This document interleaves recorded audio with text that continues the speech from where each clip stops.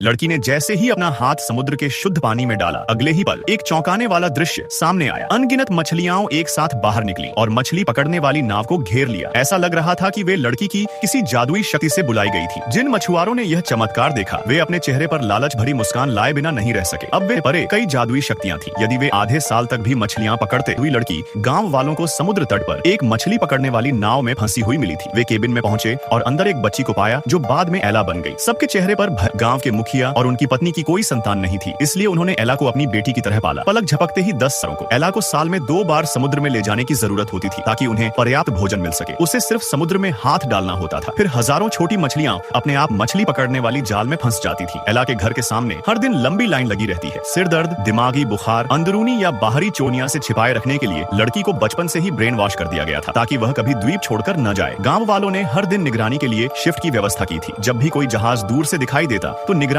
दल घंटी बजाकर चेतावना हुआ खिलाड़ी खून से लथपथ न हो जाए। और फिर जब वह एला के करीब आता तुरंत ठीक हो जाता। उसकी दादी और माँ कभी भी उसका साथ नहीं छोड़ती थी, अकेले बाहर नहीं जाने देती थी, इस डर से कि कहीं कुछ अनहोनी न हो जाए। लेकिन बच्चों का स्वभाव ही चंचल होता है। एक दिन एला और उसका सबसे अच्छा दोस्त चुपके से पहाड़ पर गए और इस बारे में बात करने लगे कि दूर देश में लोग कैसे रहते होंगे। हालांकि वे कभी भी द्वीप नहीं छोड़ सकते थे, इसलिए उन्होंने जल्द ही नियम के खिलाफ जाने का विचार छोड़ दिया। संयोग से एला को शाखा पर एक ततैया का घोंसला दिखाई दिया जिसे उसने पहले कभी नहीं देखा था। उत्सुकता से उसने अपना हाथ उस पर रख दिया। ततैयों ने अपना स्वभाव बदल लिया और धीरे धीरे उसकी बाहों पर रेंगने लगे। लड़का यह दृश्य देखकर दंग रह गया और फिर उसे ततैयों ने घेर लिया। वह इतना डर गया कि उसने चिल्लाकर एला से कहा, मदद करो। हताशा में एला ने अपनी मुठियां भींच ली और चीखने लगी। तभी एक हैरान कर देने वाली जादू हुआ। जब एला ने दोबारा देखा तो सभी ततैया नष्ट हो चुकी थी।